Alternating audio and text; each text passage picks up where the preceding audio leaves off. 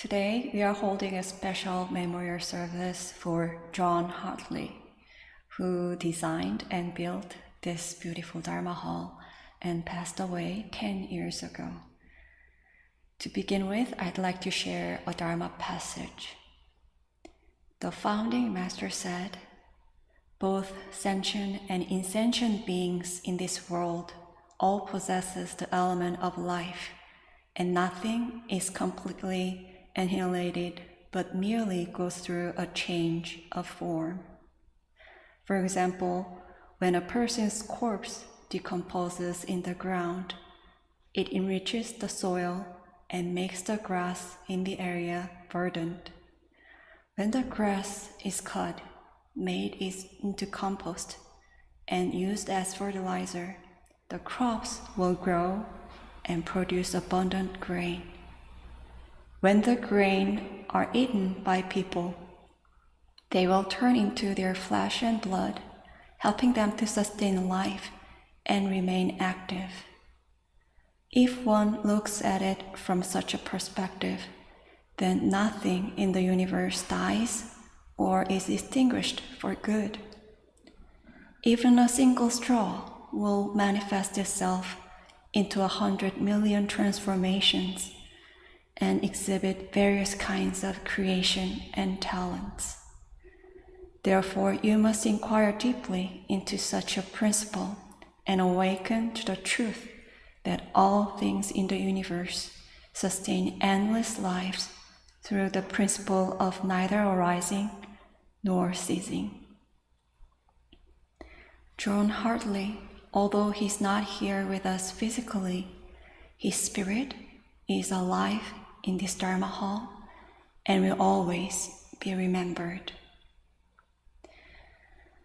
Today, we invited a special Qi Gong teacher who shared the almost 10 years of memories with this Dharma hall and with all of you. Please join Reverend Ginger.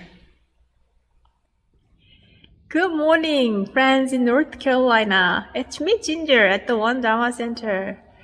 And I am so happy to be part of the ceremony you are holding this morning in honor of John Hartley. So thank you, John, for creating this beautiful Dharma hall.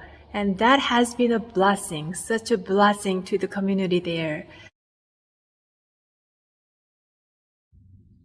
So shall we practice Qi Gong exercise? Hands to your side. Circle your hips. Reverse. Very good. Now bend your toes, move your ankle. Gentle and easy. The other way around.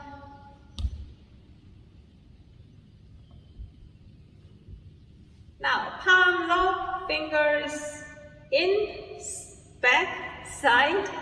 Back to front, again, 1, 2, 3, 4, good. Fingers on your shoulders, round your shoulders. And reverse.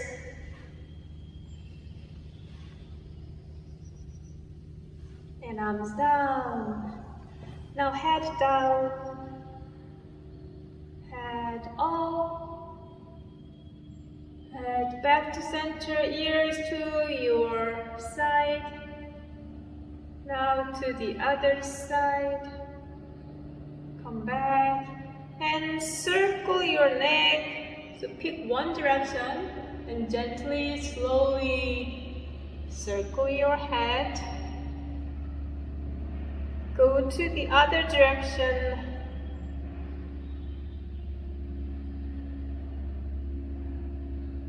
One more round to each direction. Gentle and easy. You're welcome to open up your mouth slightly.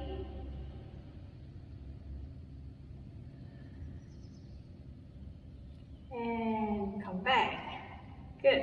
Now cross your hands, bring them up. Circle with your arms. Breathe in. Breathe out. Once again, breathe in and breathing out. Now palms facing down, arms up and down. Breathing in, breathing out. Breathing in and breathing out. Open your hands from your left arm. Bend it from your elbow and glide it forward. Turn your body to your right, same way. Glide it forward.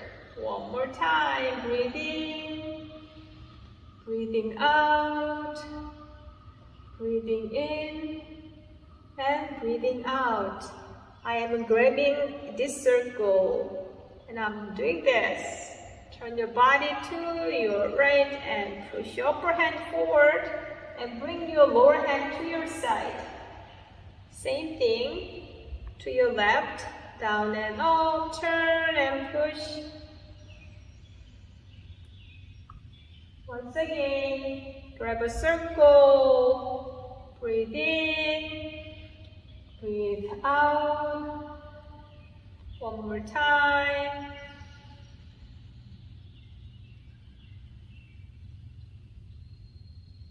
Now hold your hands. Turn your body to your right. Back to center.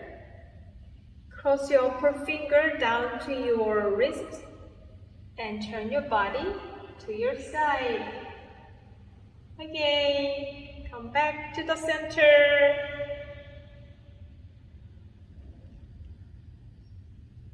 Once again, breathe in, breathe out. And cross your hands right here. And bring your arms forward as you move your hands together to one side. Cross them. Cross and wave. Again. Keep breathing in and out.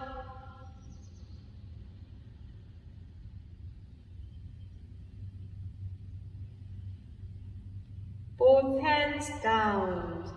Lift up your left hand, left leg together. Standing on one leg. Down together. Up together and down. Once again, up and down and up and down. And gather your hands, left leg up, open your palms out and downhill kick. Switch your leg, up, open, out and heel kick. Good job. And make a circle. Forward up, arms up together, down together. Cross your wrist, turn and push. Open your hands, push your palms to your side. Same thing to the other side. 1, 2, 3, 4, 5, and 6. One more time. 1, 2, 3, 4, 5, and 6. One last time. 1, 2, 3, 4, 5, and 6. Open your hands, down, gather up, palms facing down, arms go down. Arms to your side, all the way up, all the way down. One more time. Side and down.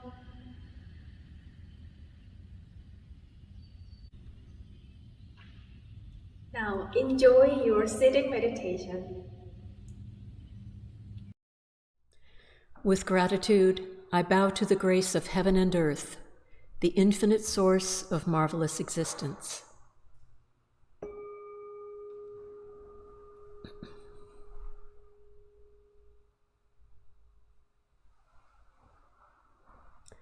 With gratitude, I bow to the grace of parents, ancestors, and everyone who has given me life and nurtured it.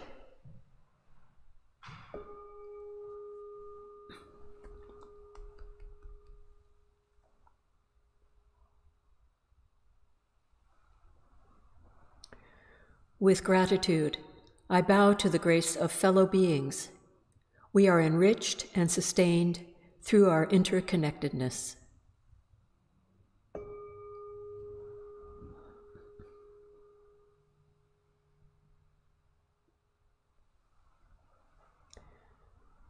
With gratitude, I bow to the grace of laws.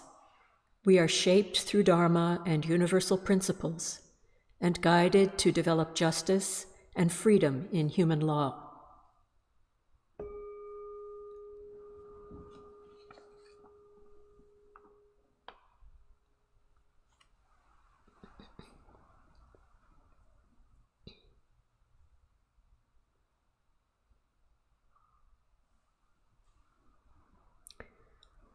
Meditation is simple and easy.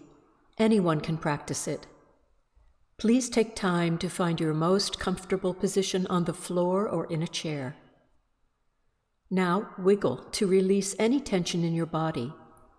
Rock front to back or side to side like the pendulum of a grandfather clock until you find the point of perfect balance. Breathe in, grab all your tension. Breathe out. Release any mental or physical uneasiness.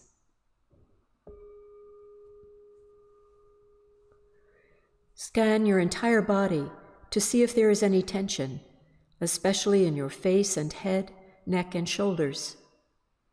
If your face or body begins to itch, simply note the itching and let it pass. If your legs ache unbearably, you may change position very slowly and quietly so that you maintain a calm stillness.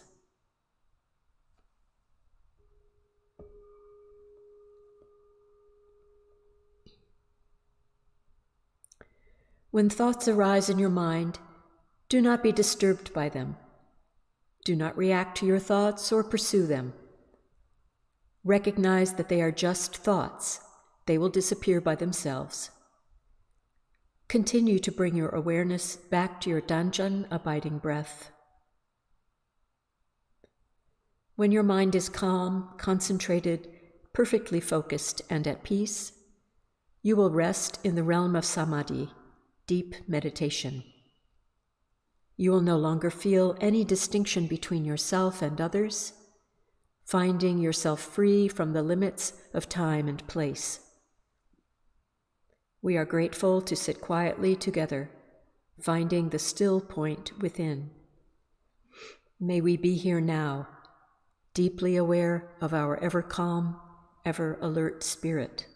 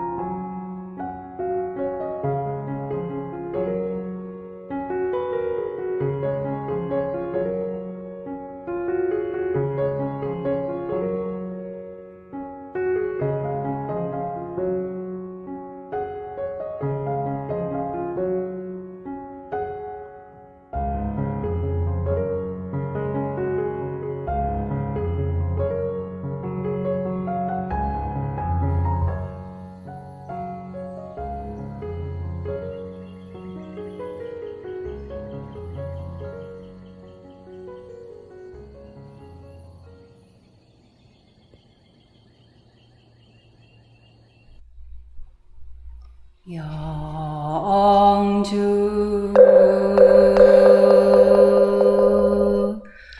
천지연기하심정 만사여의하심동 천지로와 동일체하여 천지동심정 천지연기하심정 만사여의하심동 천지로와 동일체하여 천지동심정 천지연기하심정 만사여의하심동 천지로와 동일체하여 천지동심정 천지연기하심정 만사여의하심동 천지로와 동일체하여 천지동심정 천지연기하심정 만사여의하심동 천지로와 동일체하여 천지동심정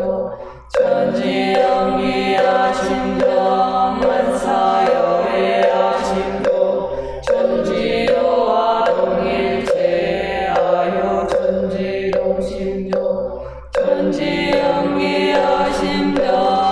만사여의하심동 천지로와 동일체하여 천지동심정 천지연기하심정 만사여의하심동 천지로와 동일체하여 천지동심정 천지연기하심정 만사여의하심동 천지로와 동일체하여 천지동심정 천지연기하심정 만사여의하심동 천지로와 동일체하여 천지동심정 천지연기하심정 만사여의하심동 천지로와 동일체하여 천지동심정 천지연기하심정 만사여의하심동 천지로와 동일체하여 천지동심정 천지연기하심정 만사여의하심동 천지로와 동일체하여 천지동심정 천지연기하심정 만사여의하심동 천지로와 동일체하여 천지동심정.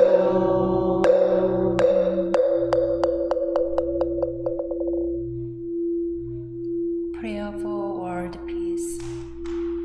Grace of heaven and earth, grace of parents, grace of fellow beings, grace of laws. O Dharmakaya Buddha, fourfold grace. May we take refuge in Dharma and be filled with the compassion and wisdom. May we transform delusion into wisdom, greed into generosity, resentment into gratitude, discord into harmony, and hatred into compassion. May all nations grow and benefit mutually. May the strong help the weak, and may the weak learn and evolve according to Dharma. May all those who have died from world conflicts and disasters be delivered through all obstacles and be at rest. May there be peace throughout the world, and may all beings enjoy tranquility and happiness, living in their original true nature. This we pray. This we pray with our whole hearts.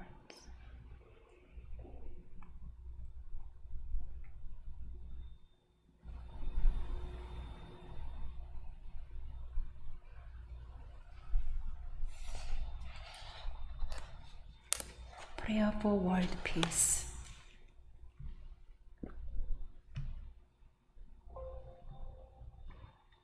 We have been reciting this prayer for many years. How did this begin? In 2004, every day I was looking for a property for our temple site. One day, a friend brought a list of builders and architects' names in this area. John Hartley's name was highlighted, but I was told that since he was very good, he was also very expensive.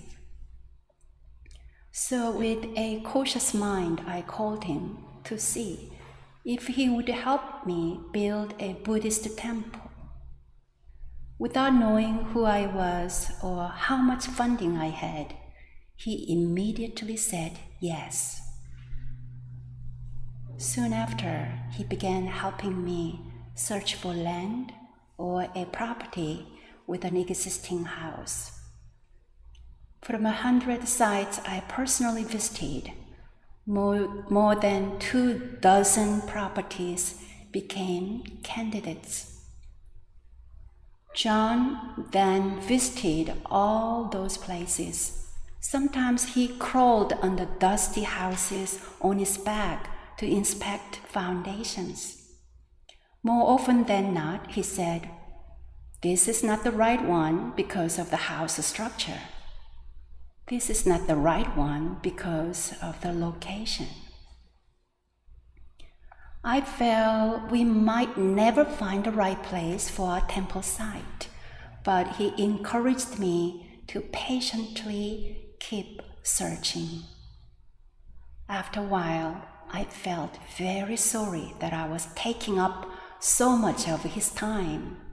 So I asked John if he had any deep wishes for which I could offer prayers. He paused for a moment, and with a concerned and pained expression, he said, "I really wish the war in Iraq would end, so there will be no more killing." At the time in 2004, there was news every day about the war in Iraq. When John expressed his wish for peace in Iraq and in the world, it was so sincere that it moved my heart. Since then, every Sunday, we have been reciting this prayer for world peace. Due to the sincerity of his wish, this prayer has become the prayer of our community. After a long search, in March 2005, Reverend Kim and I moved into the current temple residence, and we invited John for lunch as our first honored guest. As we did not have any proper utensils, it was with a plastic spoon and fork and a simple, humble meal that we expressed our gratitude. When he arrived at our door, we welcomed him with the palms together. He removed his shoes and held them together and bowed to us with a big smile and said, "Shoes together." Baby snake. While constructing the Dharma Hall, John took care of all the complicated permit processes with the town and county. He also encouraged us to bless every part of the construction journey. For example, when the huge metal roof beam was delivered with the big machinery, he arranged the moments for all of us to write down our wishes and blessings on the beam before the huge crane lifted it. In 2011, after our Sunday services, our temple friends would help sand our big pine pillars in the temple yard under John's guidance. It was not an easy job, but it was like a party when we all did this together. One day, during our break time, John called me over. "Gong, I have a special gift for you. Close your eyes and hold out your hands." I did as he said. Then I found a baby snake in my hands. I screamed. Everyone laughed. When I recovered from the shock, I mischievously suggested that he try the same thing with our other Reverend sister, and he did. Reverend Ilduk, who received his surprise gift, screamed her head off, dropped the snake, and ran. I was a little worried, but relieved that she did not pack her bags and go back to Korea. Altar stone. John passed away before seeing the completion of this Dharma hall, which he had been so instrumental in designing and building. I was really worried how we would complete the structure without him. John and I had spent many hours discussing stone material for our altar. I worried how to cut the big pieces of stone. At the stone supplier to which John had introduced to me, I asked about purchasing stones for the altar. The owner pulled out a paper and said, "John told me that you would be here. He left these specifications for your project, and we promised him a special contractor's rate for cutting and delivering the stone." I was so touched and grateful for John's foresight and for his continuing support even after his transition. John Hartley Memorial Bench. On the 100th day after his passing, John's family and friends came to the temple and sprinkled his ashes around his memorial stone bench in the temple courtyard. Our temple visitors and meditators love to sit on this bench. Each time we have a children's Dharma camp, John Hartley's memorial bench is a favorite hiding spot for treasure hunts. I know John loved children, and he must be happy with them around his bench. John Hartley is fondly remembered.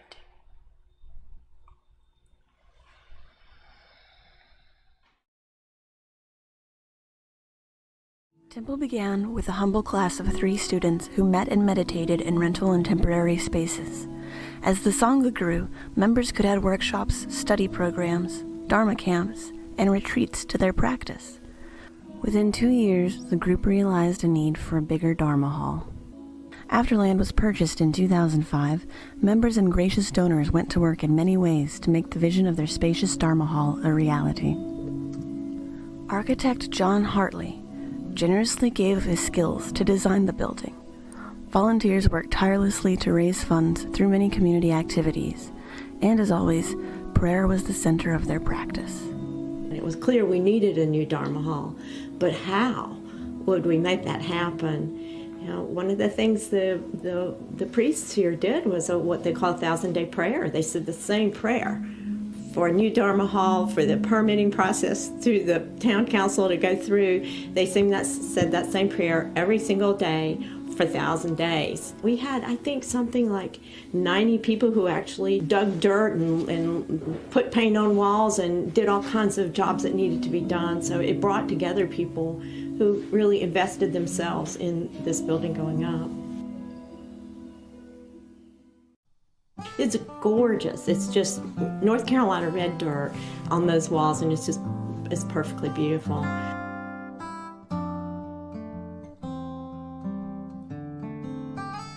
Just so many elements are a wonderful blend, I think, of an American temple with a true Asian flavor. I'm really astounded by its beauty and its functionality.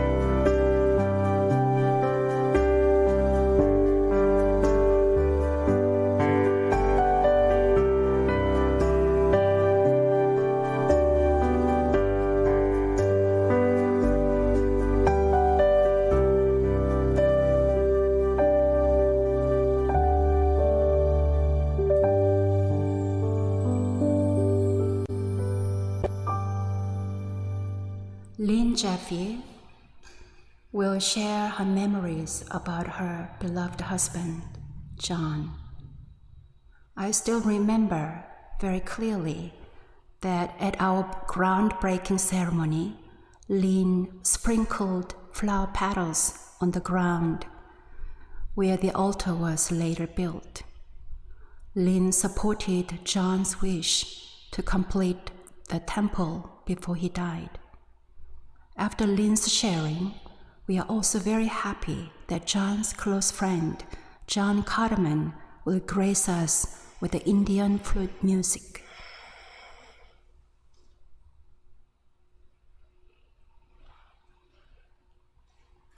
Greetings, friends. I know there are a number of you out there that have come especially for this remembrance of John. Thank you so much for your presence here today. Deep gratitude to the temple and to Reverend Qi Gong for offering this remembrance here at the 10-year anniversary of John's passing. It seems auspicious that at this 10-year anniversary of his passing is also the 10-year anniversary of the birth of this temple. Somehow the transition between life and death and life and death is passed here in this beautiful space.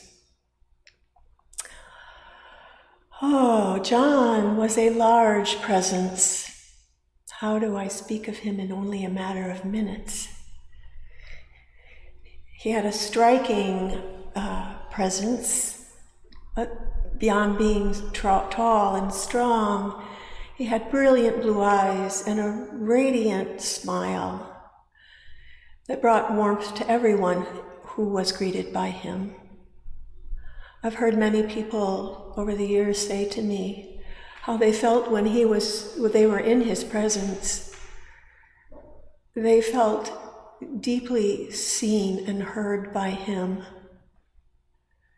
He had a capacity for sensitivity that everyone much appreciated. John was an unusual man, quite bold and courageous and adventurous and just full of life. He did not accept limitations and liked very much to stretch them, to go beyond where he was in the present moment to where he could see he might go. He was quite a visionary. He did a lot of travel in his life, and after graduating from Clemson Architectural School, he went off and went enlisted in the Peace Corps and went to Africa.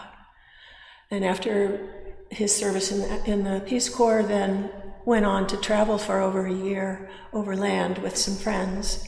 And he was deeply influenced by the African culture. So when he returned home and began his architectural practice, that influence was strong in him.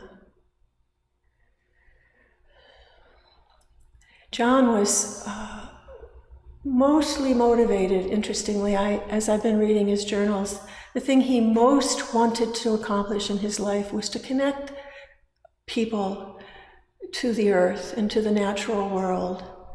And to this, I believe he has been enormously successful. He always was very conscious of when he was building his homes. He would sit with the land and pray with the land and talk with the trees and make offerings to the trees that needed to be removed.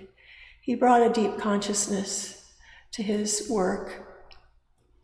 And when we met in 1985, it was this desire to connect human beings to the earth and the natural world that became the real foundation of our relationship.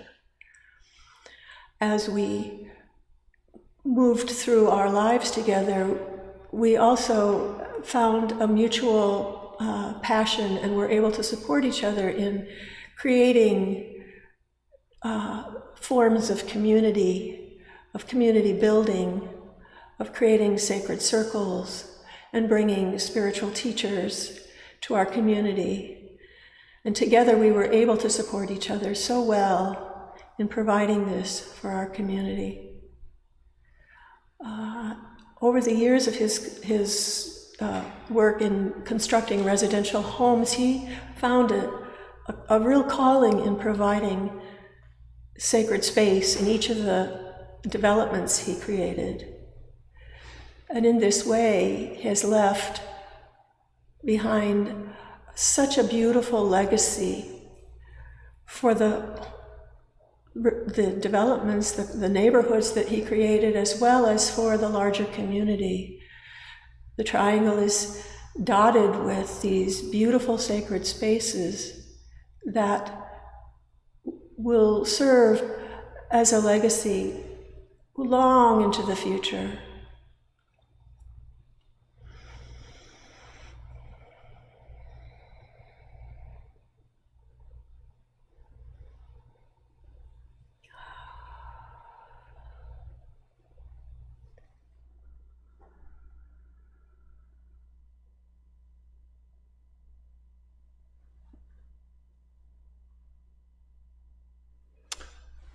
Before I play my flute, I want to just share a couple of short John Hartley stories.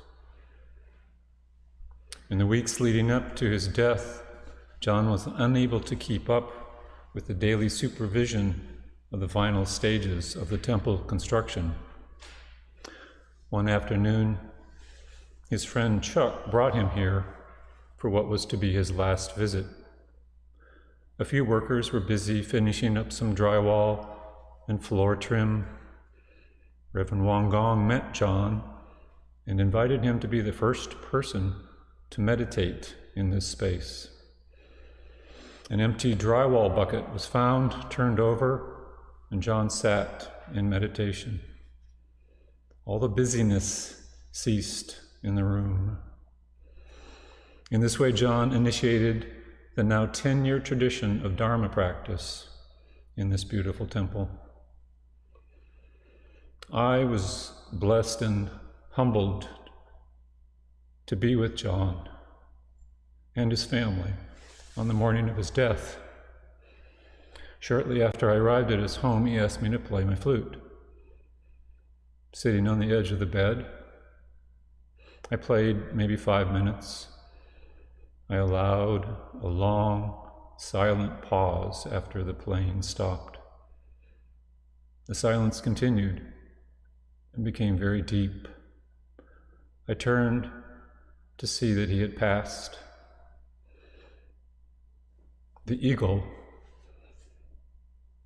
John's spirit animal, had flown, had flown, had flown. As Reverend Gong generously and poetically put it later, my flute breathing had accompanied John's final breath.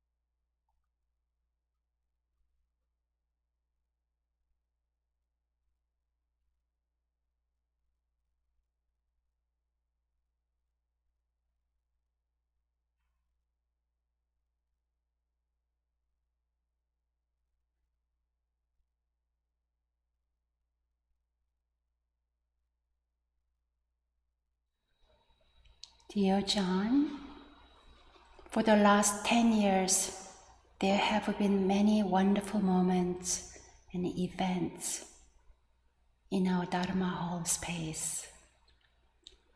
We wish you are here to enjoy your legacy.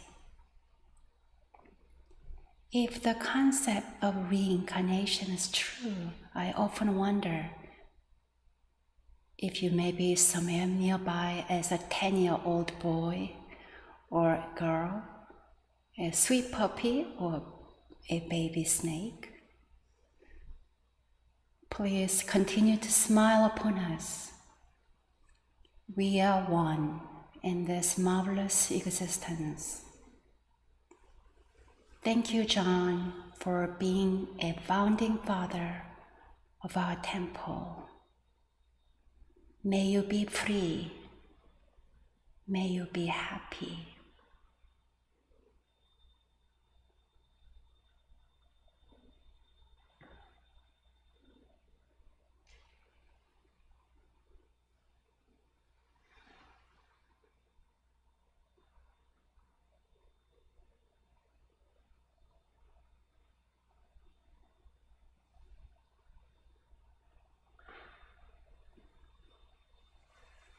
Thank you, dear friends, for joining us in remembering our very special friend and contributor, John Hartley.